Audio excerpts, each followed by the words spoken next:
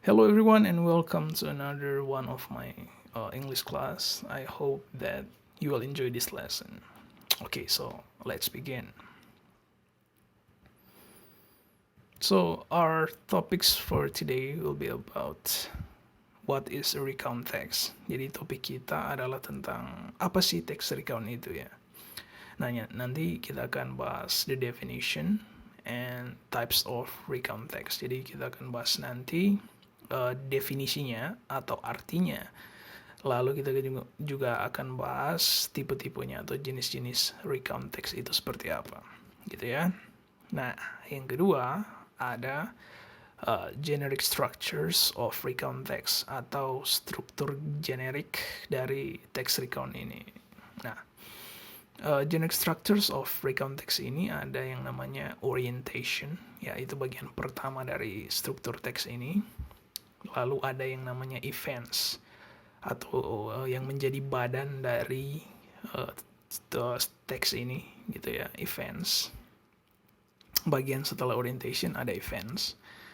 Lalu yang terakhir ada yang namanya reorientation atau dia menjadi bagian akhir dari struktur teks recount ini ya.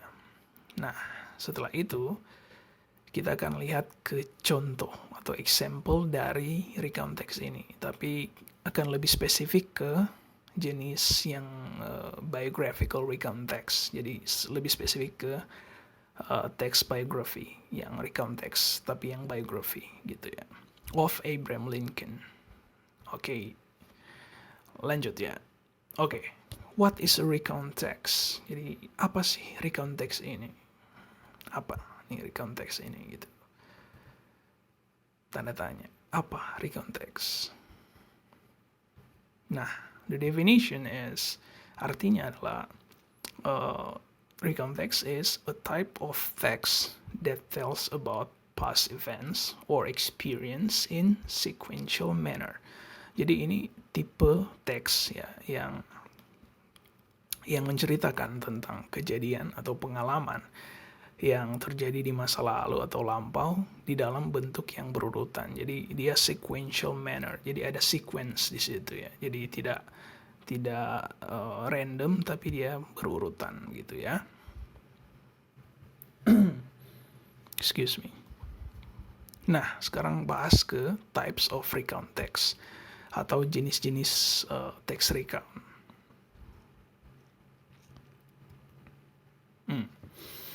There are several types of recount text that can be used to write. Jadi ada beberapa jenis recount text yang bisa kita gunakan untuk menulis.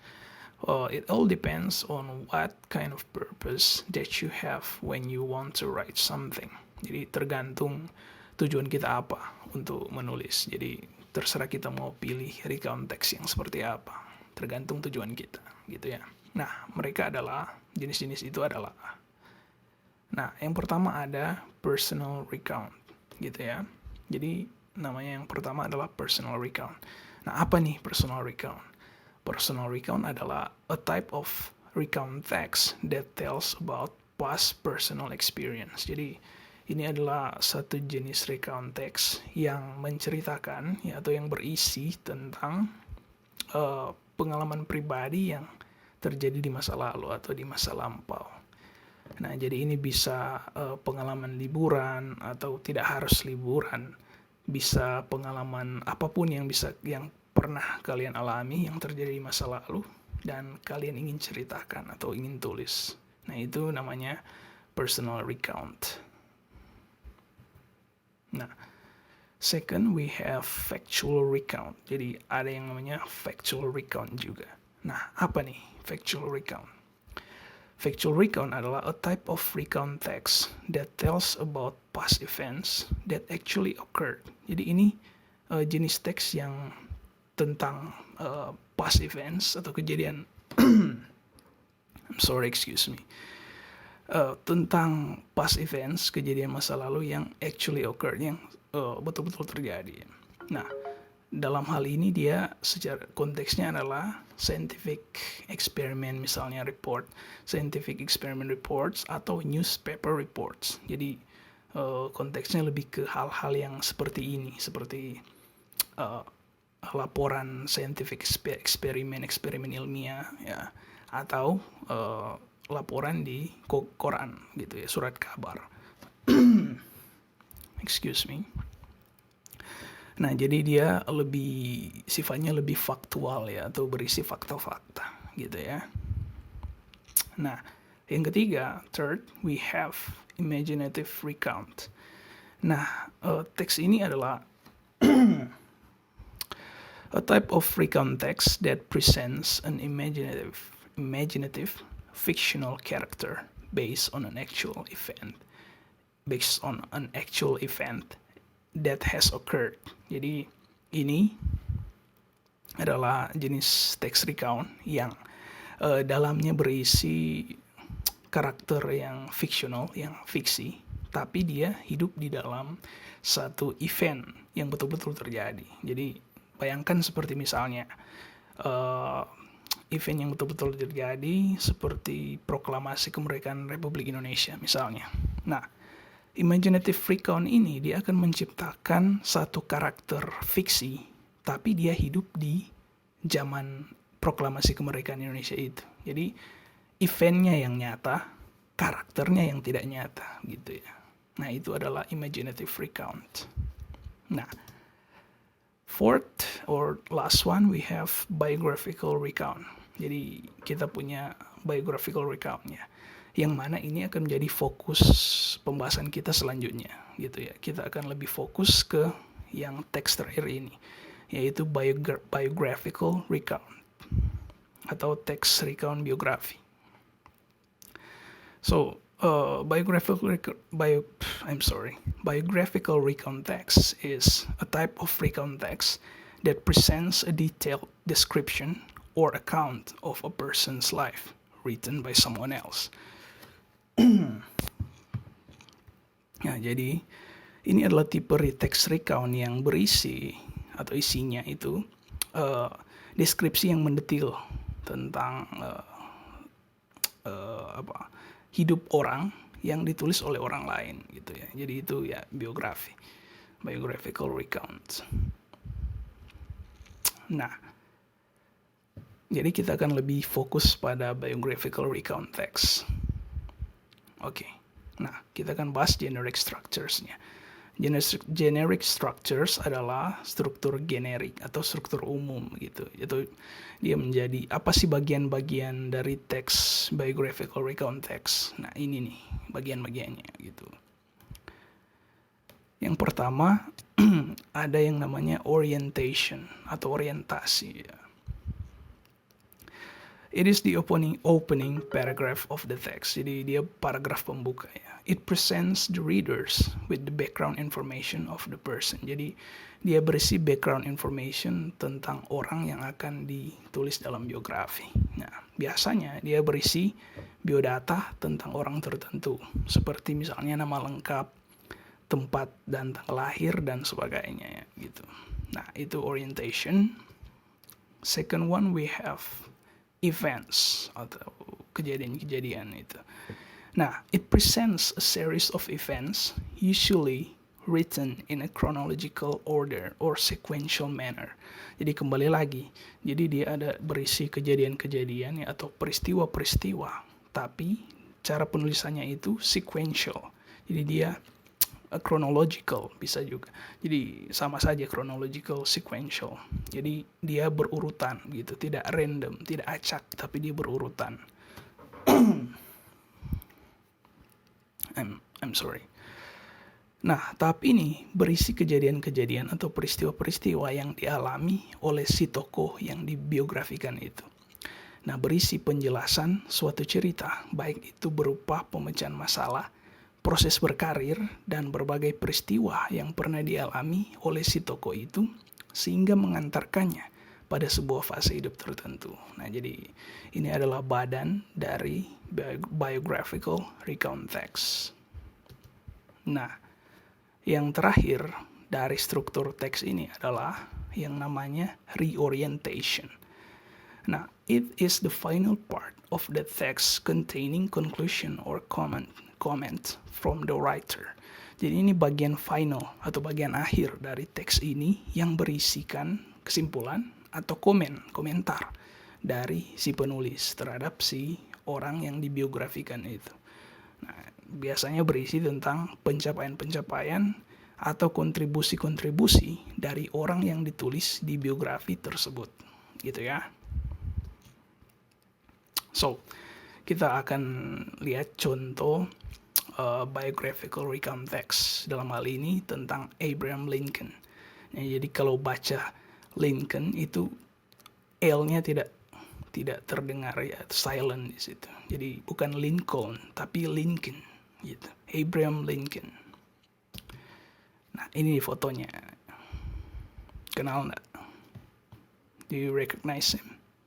Kamu kenal Abraham Lincoln nggak? Oke. Nah, kita masuk ke generic structure yang pertama dari biographical recount text ini ya. Yang pertama ya ada ini, dia orientation. Dia berisi informasi dasar ya, background information, sebab dia kan paragraf pembuka ya. Nah, kita baca ya. Abraham Lincoln was born in 1809 in Kentucky, USA. He worked on the farm of his father. He attended school for less than a year, but taught himself to read and write. He did different types of jobs before he settled as a highly successful lawyer.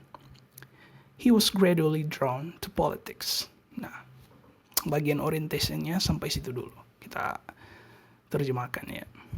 Nah, Abraham Lincoln, dia lahir pada tahun 1809 di Kentucky. Kentucky itu nama tempat. Kalau sekarang kita mengenal Kentucky sebagai tempat makan, tapi itu sebetulnya nama tempat di USA. USA itu United States of America, atau ya yang kita kenal dengan Amerika gitu ya, negara Amerika. Nah, he worked on the farm of his father. Jadi dia kerjanya di peternakan ayahnya begitu. Jadi mungkin ayahnya punya peternakan dan dia bekerja di situ. Nah, dia masuk sekolah for less than a year. Jadi tidak sampai setahun, tapi dia taught himself to read and write. Jadi dia mengajarkan dirinya sendiri untuk baca dan menulis. Hebat ya. Okay, so he did different types of jobs before he settled as a highly successful lawyer. Jadi dia melakukan berbagai jenis pekerjaan sebelum dia betul-betul jadi lawyer, itu pengacara yang sukses gitu ya. Nah, jadi dia sempat berpindah-pindah pekerjaan itu sebelum dia jadi pengacara yang sukses. Oke. Nah, bagian akhirnya disebut he was gradually drawn to politics. Jadi dia secara bertahap itu gradually dia tertarik ke dalam dunia politics gitu ya. Nah, kita lanjut ke bagian selanjutnya atau generic structure selanjutnya dari biographical recount text ini, yaitu adalah bagian events atau kejadian-kejadian atau peristiwa-peristiwa. Nah, kita mulai baca lagi ya. The country was having problems regarding the practice of slavery. The white men owned large farms in the southern states. Blacks were brought from Africa to work on these farms. They were kept as slaves. The people of northern states were against this practice of slavery and wanted to abolish it. The Constitution of America is based on the equality of men. Therefore, there was no place for slavery in that country. Gitu ya. Nah, kita terjemahkan lagi ya. Excuse me. Nah, jadi negara Amerika pada saat itu mengalami masalah-masalah ya tentang yang berkaitan dengan praktek perbudakan, karena kan masa saat itu masih ada yang namanya perbudakan atau slavery. Kalau sekarang kan sudah tidak. Nah, jadi ini zaman dahulu ini. Zaman 1800-an. Nah, the white men owned large farm in the southern states. Jadi orang-orang kulit putih itu mereka memiliki peternakan yang luas di bagian southern itu bagian selatan. Jadi bagian selatan negara bagian selatan. States itu negara-negara bagian. Jadi Amerika kan ada northern states waktu itu ya. Ada northern states atau negara bagian yang di utara-utara dan ada negara-negara bagian yang di selatan. Nah, jadi ini bicara yang di southern states, berarti yang di selatan. Nah, orang-orang kulit hitam, blacks itu artinya orang-orang kulit hitam, mereka dibeli, itu broad. Broad itu sebenarnya dia buy, tapi dia bentuk lampau dari beli ya gitu. Oh, I'm sorry. Salah. Bukan beli, tapi dibawa, bring. Jadi itu bentuk lampau dari bring. Jadi mereka dibawa dari Afrika untuk bekerja di peternakan itu, peternakan milik si orang-orang kulit putih ini. Nah, they were kept as slave. Jadi mereka dibawa ke sana untuk jadi budak gitu ya. Nah, the people of northern states were against this practice of slavery and wanted to abolish it. Jadi orang-orang yang di utara, negara bagian utara, mereka menentang ini praktek perbudakan ini dan mereka ingin memusnahkan itu, to abolish it. Abolish itu memusnahkan. The Constitution of America is based on the equality of men. Nah, dan jelas bahwa konstitusi atau dasar hukum negara Amerika itu berdasarkan kesetaraan orang, kesetaraan manusia, equality kesetaraan. Therefore, dengan demikian, there was no place for slavery in that country. Tidak ada tempat untuk perbudakan di negara itu, karena kalau berdasarkan konstitusi yang seperti tadi. I'm sorry, my voice is failing me. Saya punya suara ini makin hilang saja. Oke, lanjut ya. Ini masih bagian events. Dia belum lanjut ke reorientation. Ini masih bagian events. Nah, kita baca lagi ya. At this difficult time, Abraham Lincoln was elected president of the USA, United States of America, in 1860. Jadi dia menjadi presiden Amerika pada tahun 1860-an. He wanted to solve the problem of slavery. The southern states were against the abolition of slavery. This brought the unity of the country in danger. The southern states were prepared even to form a new country. Abraham Lincoln wanted all the states to remain united. Nah, jadi kita terjemahkan lagi nih. Jadi pada waktu yang sulit ini, difficult time, Abraham Lincoln was elected president of the United States in 1860. Jadi dia jadi presiden pada tahun 1860. Nah, he wanted to solve the problem of slavery. Jadi dia ingin menyelesaikan atau mencari solusi terhadap masalah perbudakan ini. Nah, pada saat itu, the southern states atau negara-negara bagian di selatan, mereka melawan terhadap ide untuk memusnahkan perbudakan gitu. Jadi dengan demikian sebenarnya mereka mendukung perbudakan. Ini negara bagian di selatan ini. Nah, this brought the unity of the country in danger. Jadi ini tentu membuat kesatuannya, rasa kesatuan persatuan di negara Amerika saat itu menjadi dalam bahaya, in danger gitu ya. The southern states were prepared even to form a new country. Jadi negara-negara bagian di selatan itu bahkan sudah siap untuk buat negara sendiri yang baru, yang dimana perbudakan adalah hal yang masih legal. Jadi karena mereka mendukung perbudakan gitu ya. Ini negara-negara bagian di selatan ini. Nah, Abraham Lincoln wanted all the states to remain united. Sedangkan Abraham Lincoln dia ingin semua negara bagian menjadi tetap bersatu gitu ya. Nah, lanjut ya.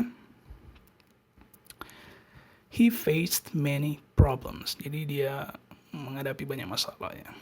He wanted to preserve the unity of the country at any cost. Finally, a civil war broke out between the northern and the southern states. He fought the war bravely and declared, "A nation cannot exist half free and half slave." He won the war and kept the country united. Ya, jadi kita terjemahkan lagi. Nah, jadi dia faced many problems, dia menghadapi banyak masalah.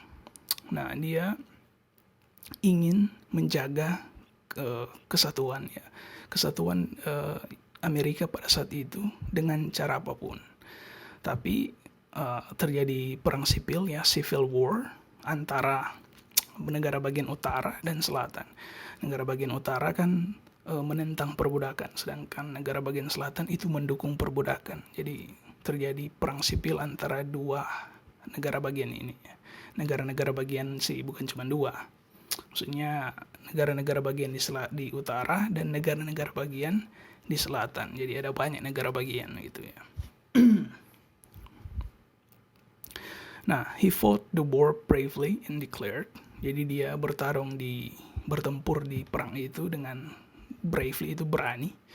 Dan dia kemudian mendeklarasikan bahwa nation, sebuah negara, cannot exist half free and half slave. Jadi tidak bisa ada gitu dengan keadaan setengah bebas dan setengah budak. Jadi tidak bisa, menurut dia seperti itu ya. Nah, jadi he won the war, dia menang di perang itu. Lalu dia kept the country united. Jadi dia tetap menjaga kesatuan negara itu. Gitu ya.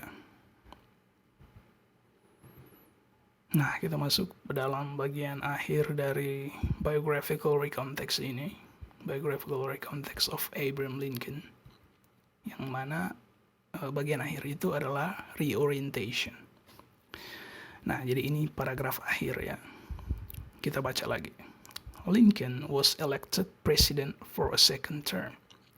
He was not against anybody and wanted everybody to live in peace. He made sincere efforts to heal the people's wounds caused by the war. In 1862, Lincoln declared that from then onwards, all slaves would be free. This made him very popular among the people. Unfortunately, Lincoln was then assassinated in 1865, leaving the nation mourning for his untimely departure. Ya, kita terjemahkan lagi ya. Jadi Lincoln was elected president for a second term. Jadi dia dipilih lagi menjadi presiden untuk kali kedua ya, untuk second term. Nah, he was not against anybody and wanted everybody to live in peace. Jadi dia tidak mau bermusuhan dengan siapapun dan dia ingin semua orang bisa hidup dengan damai, live in peace. He made sincere efforts, usaha-usaha yang tulus, to heal the people's wounds caused by the war, untuk menyembuhkan luka-luka yang muncul terhadap rakyat-rakyatnya itu yang disebabkan oleh perang sipil yang terjadi itu. Nah, in 1862, pada tahun 1862, Lincoln declared that from then onwards all slaves would be free. Jadi mulai dari saat itu sampai seterusnya, from then onwards, semua yang menjadi budak itu akan dibebaskan gitu ya. Nah, this made him very popular among the people. Jadi idenya itu menjadikan dia sangat populer di antara rakyat-rakyatnya. Unfortunately, sayangnya Lincoln was assassinated in 1865. Jadi dia dibunuh ya. Assassinated itu dibunuh pada tahun 1865, leaving the nation mourning, meninggalkan negaranya itu bersedih atau berkabung for his untimely departure, untuk kepergiannya yang terlalu dini ya, seperti itu ya. Nah, inilah kira-kira contoh recontext, biographical recontext dari Abraham Lincoln gitu ya. Nah, untuk sekarang pikir sampai di sini dulu. Nanti setelah ini kita akan bahas lagi lebih lanjut tentang biographical recontext ini ya. Nanti untuk tugasnya akan saya kirim di Google Classroom. Begitu juga dengan kuis-kuis nanti ya. Jadi tunggu itu saja. Oke. Thank you for your time and attention. Terima kasih untuk waktu dan perhatiannya. I'm sorry that my voice just keeps failing me. Jadi suara seri ini makin hilang saja ya gitu. I guess I'm sick. I guess mungkin lagi sakit. I don't know. So anyway, thank you for your time and attention. I'll see you again on the next lesson. Bye.